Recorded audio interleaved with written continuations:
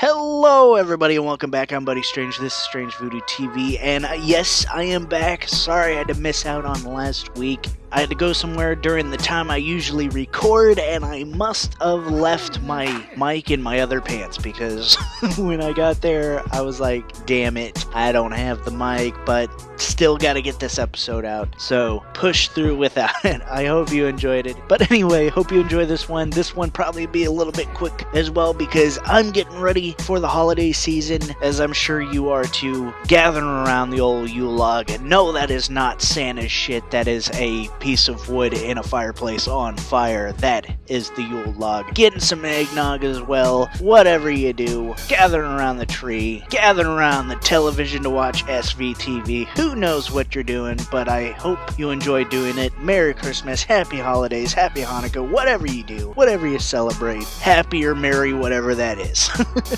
But anyway, let's just get into this week. We had a good week last week. Let's just get into it. First off, win of the week is going to be the Arizona Cardinals. Good job on them. Ken Drake just went out of his mind, getting another 2 touchdowns. He had 4 touchdowns last week, 2 touchdowns this week. That was damn good day by him. Kyler Murray had some good numbers. I don't know if you saw it or not, but Larry Fitzgerald had a nice yak catch. I mean, that's just classic Larry, but come on. Got a little flick pass from Kyler Murray, and yeah, Larry caught it, went all the way. Good job, Cardinals, getting a win in Seattle. Huge. Absolutely huge. Knocked Seattle down to the 5th seed. Just absolutely crazy. There you go. Arizona, win of the week. It could be so many people, but it's gonna be the Pittsburgh Steelers. Yes, I really wanted to go Cowboys, and you can put them in there if you want. I wouldn't be opposed to it, but it's got to be the Steelers for me. They basically, I mean, along with the Cowboys basically lost their spot by losing too. But so did the Steelers, and to me, I think the Eagles are a better team at this very moment than the Jets. So, I mean, the Jets beating the shit out of you, that's not good. So, lost of the week, Steelers. Alright, everybody. SVTV's Players of the Week. First off, we've got Michael Thomas getting the record. Alright, we said he was gonna do it, and he did it. Alright, he needed 12. Count them, 12 catches. He got 13. Absolutely amazing. Not only did he get 13 catches, he also got 136 yards and a touchdown. Big day for Michael Thomas. He deserves it. Good job, bud. Offensive Player of the Week. Along with, I just had to do it. I had to do it. Saquon Barkley having a absolute monster day. 279 total yards. 90 through the air. 189 on the ground. What? Are you kidding me? 2 touchdowns, 1 through the air, 1 on the ground. And like an 8.6 yards per carry on the ground. Oh my lord. Saquon, say gone. Am I right? He's been really good since he came back from injury. And yes, I get it. It was Washington. But still, those numbers say a lot. He's an all-star. He deserves this one. Offensive Player of the Week as well, Saquon Barkley. Alright, Defensive Player of the Week is going to be Chandler Jones. 4 sacks. Okay, he has 4 sacks, right, in this game. Guess what he has on the season? 19. He's secretly, like, low-key having an amazing season. Like, 19 sacks and no one's talking about it. Everyone's like, oh, Stephon Gilmore, which, yes, he deserves it too. Defensive Player of the Year. But Chandler Jones, he has 8 forced fumbles on the season, 2 in this game. Are you kidding me? No one's talking about it. Well, guess what? SVTV's talking about it. I'm not saying he should win it outright, but he should at least be in the conversation. Those numbers are amazing. 19 sacks, 8 forced fumbles. Just think about it. But anyway, also 6 tackles in this game, 4 sacks, 2 forced fumbles. Absolutely dominated Russell Wilson and the Seattle Seahawks. Good on you, bud. Chandler Jones, Defensive Player of the Week. Good job. Alright, and then lastly, Special Teams Player of the Week. Finally, not a kicker. It's gonna be Nyheim Hines getting 2, count them, 2 punt return touchdowns. That was awesome. 184 yards, I believe, and an 84 long, which is absolutely crazy for a punt return. Definitely put the game out of reach quickly and then capitalized on another defensive stop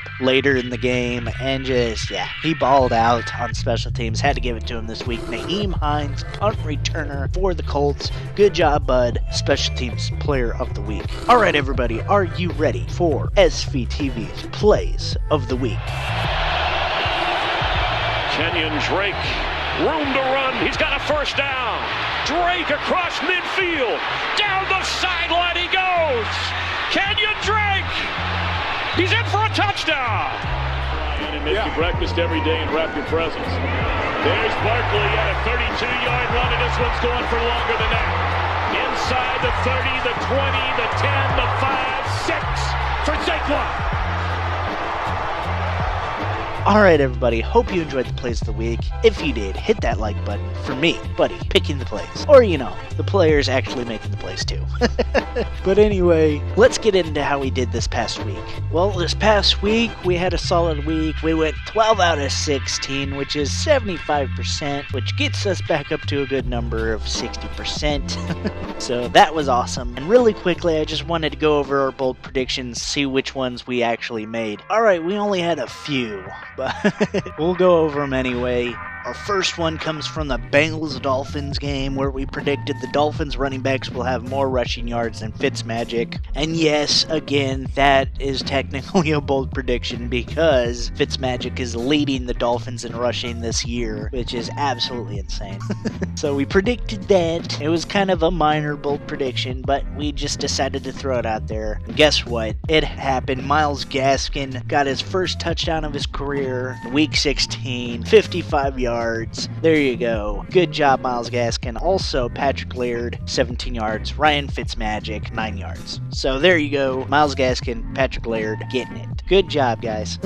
Next up, the one we already said we got right, Michael Thomas breaking the all-time catch record with 12 catches. He got 13, breaking Marvin Harrison's 143. Absolutely crazy. Good job, Michael Thomas. You've been a fun one to watch and should be a fun one to watch moving forward. I love me some Marvin Harrison, one of my favorite wide receivers of all time to watch and just enjoy. He was amazing, but here he'll have to settle for second unless he wants to come back. Come on, Marvin Harrison, pull Marshawn Lynch. Come on. You got one more year in you, I believe you. But anyway, got that one right. Alright, next one I kind of got right is Kyler has extremely similar numbers to Russell Wilson. Russell will have a really good day.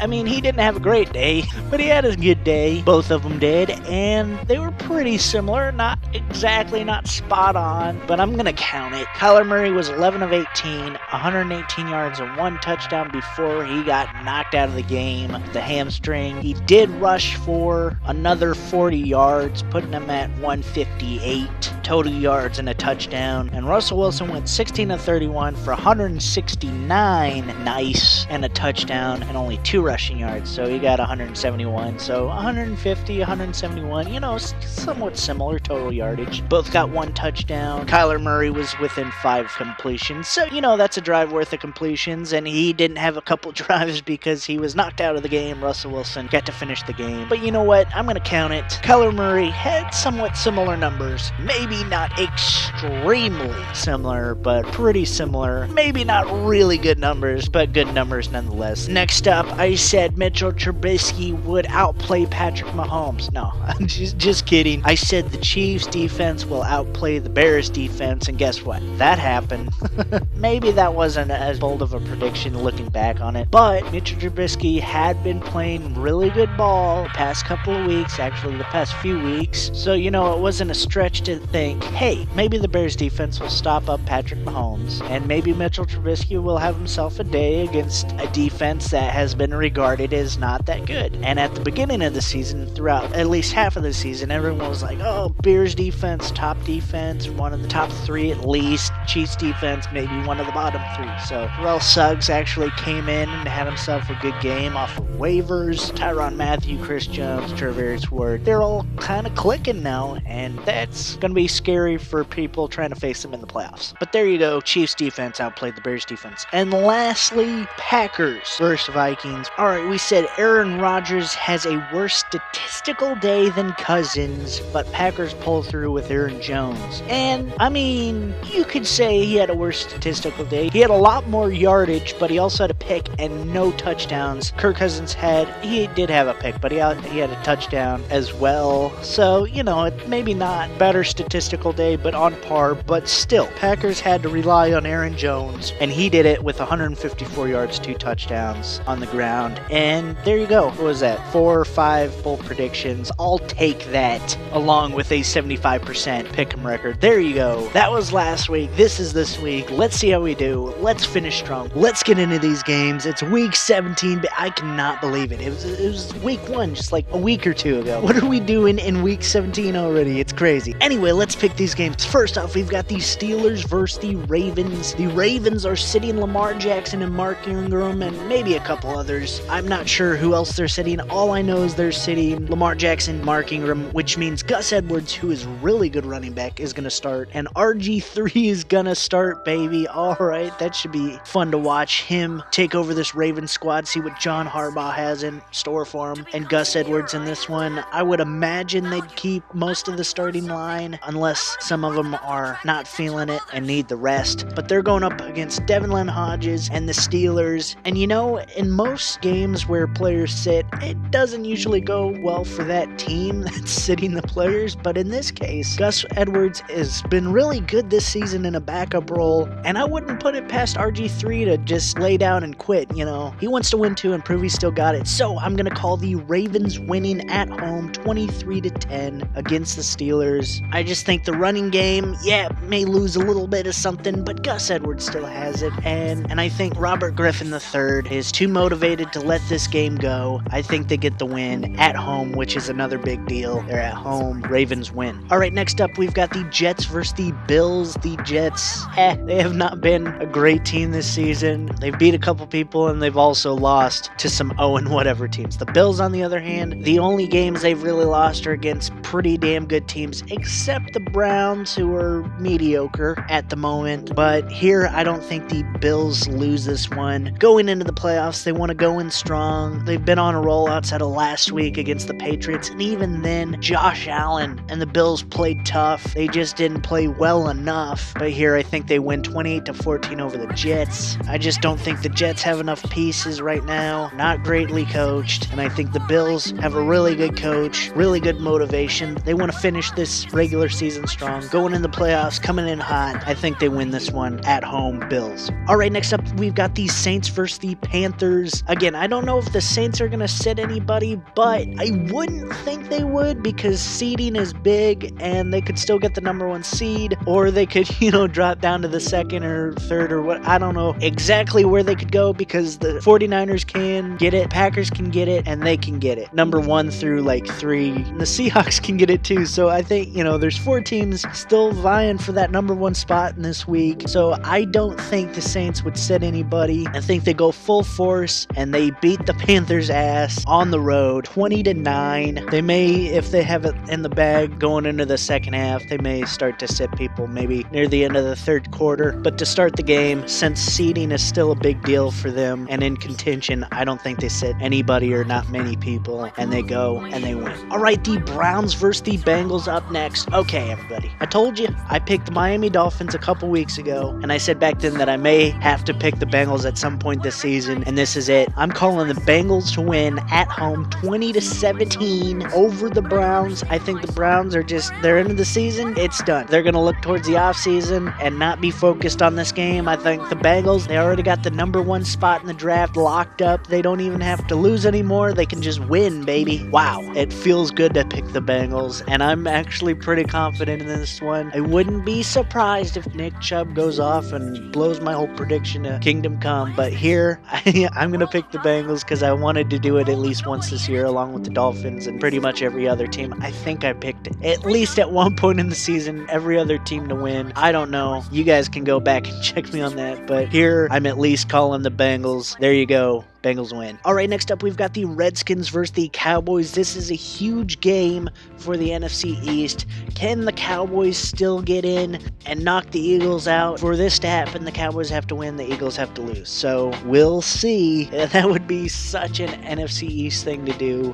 Just, all right, Cowboys in. No, Eagles in. No, Cowboys in. No, Eagles in. No, Redskins are coming up. No, Giants could still get it. No, it's the Cowboys. No, it's the Eagles. No, it's the Cowboys. But we'll see little later in the episode if we think the Eagles or Giants are going to win in that one. But here, the Redskins versus the Cowboys. Can the Cowboys lock it in? I think they do. I think the Cowboys win 24-14 at home. I think they rely on Zeke Elliott to think he gets it done. Dak may not play. Dak may play, but be very limited. I'm not sure about that, but I think they better. They better if they want to win. Rely on the legs of Ezekiel Elliott in this one, and Tony Pollard as well. Just give them the ball, the whole game. I mean, like 40 touches between the two of them split up, however you want to split it up. I'm talking just big time, heavy load, just lay it on the running game to win it for you. The Redskins are not good at stopping the run this season. I mean, as you saw in the play of the week, and then even before that, this whole season, they're not that good. So that's where you want to hit them. And if they're smart, Kellen Moore wants to prove himself and adapt. This is it. This is the game to do it. This is for the season. You better pull out all the stops for this one. And I think they do at least most of the stops, and they win it. All right, the Packers versus the Lions. Like I said earlier, the Packers are still in contention for the number 1 seed. They need some factors to happen.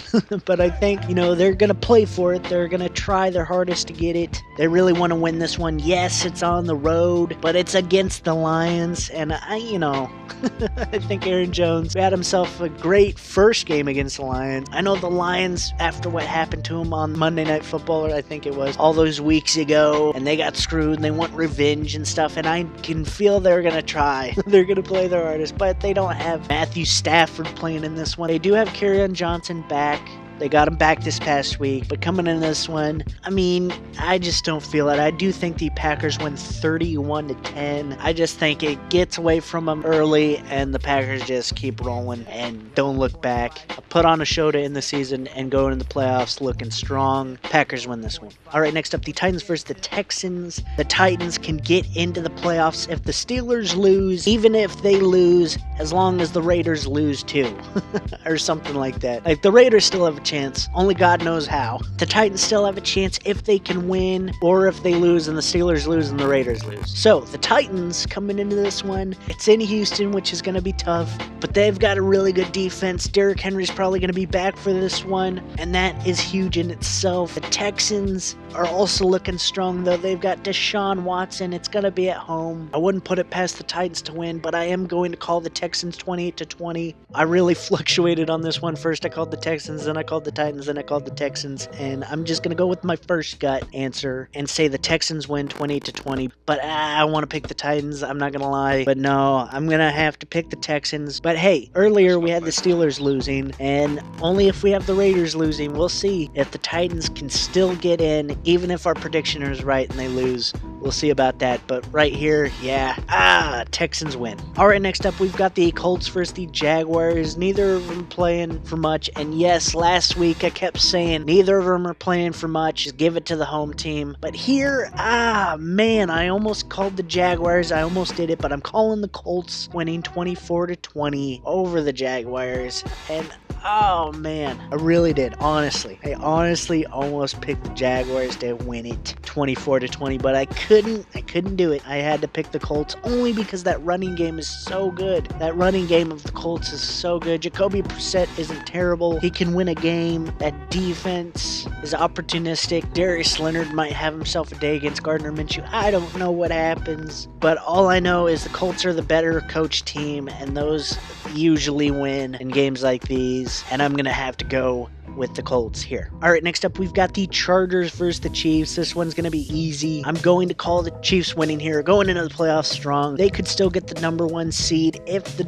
Patriots lose to the Dolphins as well, which, probably won't happen, but the Chiefs could still get the number 1 seed. But here, they're going to win 34-21 over the Chargers in my prediction. I don't think the Chargers have enough juice. Thought they might have, but then that Vikings loss really was like, okay, they're not the team we thought they were coming in the season, or at least I thought they were coming in this season, and I kind of have to quit on them. And here the Chiefs are kind of playing for something. I don't think they rest their starters, at least not for the first half of the game. They get a good lead and carry it in to the playoffs. Chiefs win. All right, next up, we've got the Bears versus the Vikings. Again, simple. I think the Vikings win. It's not a primetime game. It's not Monday Night Football or nothing. I think Kirk Cousins can handle this. Their defense on the other side of the ball is playing really good ball. I think they blow Mitch Trubisky out of the water. I don't think they have Dalvin Cook back this week, but they should have him back for the playoffs. But all in all, I don't think that really matters. I think they'll be fine. Vikings get the win at home. All right, the Dolphins versus the Patriots in Gillette, in New England, in Foxborough. And yeah,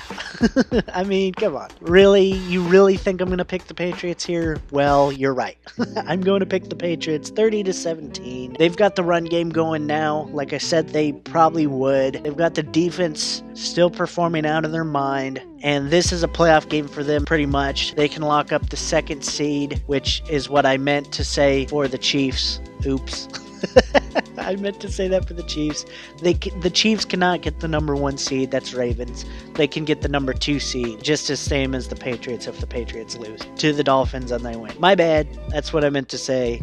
But anyway, Patriots win. All right, next up, the Eagles versus the Giants. Can the Eagles do it? All they need to do is win. That's all they need to do. That's it. If they win, they're in. If they lose and the Cowboys lose, they're in. But if they lose and the Cowboys win, they are out and the Cowboys are in. Can they do it? Versus the Giants. The Giants have Danny Dimes, baby. They have Saquon Barkley, baby. One of the players of the week. They have Golden Tate. Can they get it done? I think the Giants win at home 21-17. It's going to be really close. Either way it goes, the Eagles, they just don't have the players right now. And I know that is a bad excuse because they've been playing pretty well without those players. But Zach Ertz, he's going to be banged up. He's going to try to play, but he's going to be banged up. And that's pretty much their best receiving target at the moment. I don't think Miles Sanders and a banged up Zach Ertz can get it done for you. Maybe, but I think Saquon Barkley, Golden Tate, Danny Dimes, whoever else is left on defense after Janoris Jenkins is gone.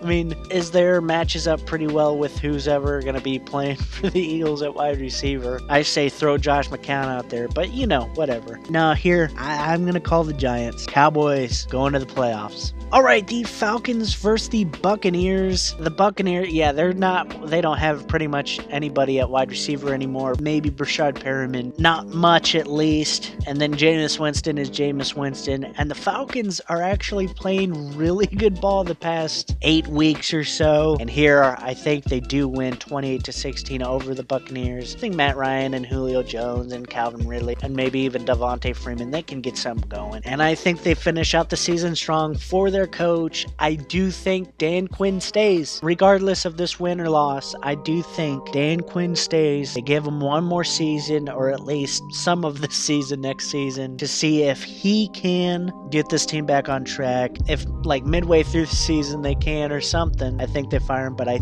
do think Arthur Blank and the Falcons stick with Dan Quinn for the time being. I think they finish out the season strong. Falcons win. All right, the Raiders versus the Broncos in Mile High. The Raiders can still get in, baby, if the other two lose, which we said they would. Can they win and get in? I don't think so. I'm going to tell you right now, I don't think so. I think the Broncos, Drew Lock, Phillip Lindsay, and whoever else, Cortland Sutton, Noah Fant, I think they can get it done. I think the Broncos win at home 24-14. I think Vic Fangio hasn't played great ball. They're going to come in motivated. The Raiders are coming all the way from warm and sunny California, or however the weather is out there, Colorado. It's going to be cold. The weather's not going to be ideal for them. And I just think Hunter Renfrow may have himself a game, but I kind of doubt it. I think the Broncos can pull it together, finish out the season strong, although there might be a tie.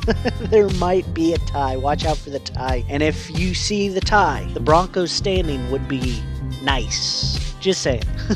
Broncos win. All right, the Cardinals versus the Rams up next. The Cardinals getting a huge win over the Seahawks in Seattle, which was amazing. The Rams coming up just short, barely losing to the 49ers. Here, I do think the Rams retaliate and they finish out the season strong. They've been bounced from the playoffs, so they're not really playing for anything but pride. But I think Sean McVay has a bunch of pride, and he would like to finish the season at least positive, which would be 9-7. If they lose, it's 8-8. think he wants to at least do that. That'll be a big motivation going into this one, and I think they win outright 31-14 over the Cardinals. I kind of doubt Kyler Murray plays because of his hamstring issue. I don't think it's horrible or terrible or that bad. He probably could play this week. There was something on the line, but I think they set him for Brett Hundley this week. At least that's what I would do.